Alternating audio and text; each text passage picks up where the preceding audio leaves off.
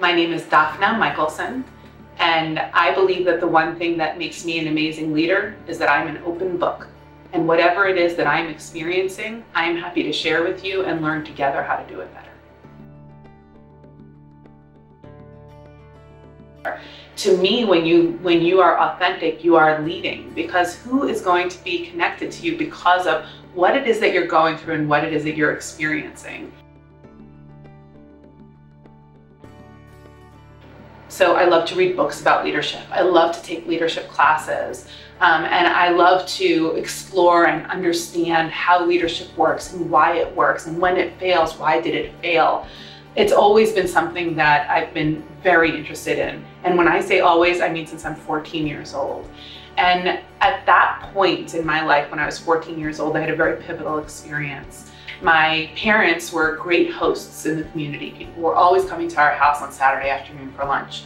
And after lunch, which was a beautiful ordeal, these people, who I thought were the smartest people in Cincinnati, would sit around and talk about this is wrong and that is wrong and the other thing is wrong and here's how I would fix it and this is what I would do. And I would get really excited. And I was 14 years old and I was like, yeah, these are great ideas.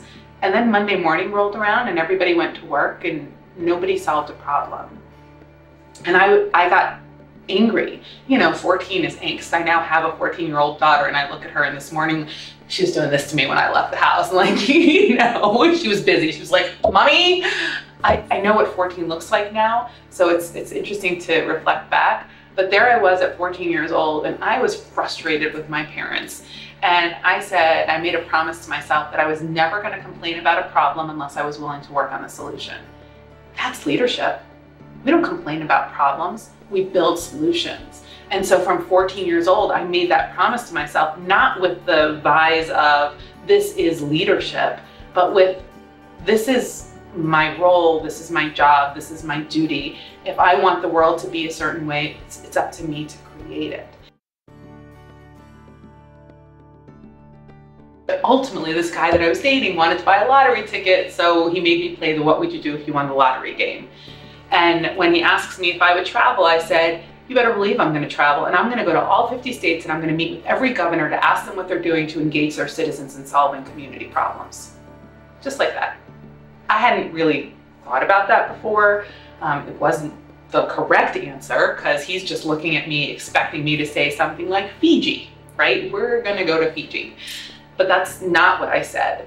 And for 3 hours, we sat there and talked about, well, what are the governors doing and how are they engaging their citizens and why aren't there more citizens on the citizen advisory councils, and who's talking about the problems on this street, who's talking about how we're going to deal with water, and I couldn't stop. And all of a sudden my 14-year-old self was like, you're doing an awful lot of complaining and I don't see you acting on these problems. And so the next day when, well, we didn't win the lottery, I started reaching out to all of the people in the community that I know as mentors and telling them that I had to do this.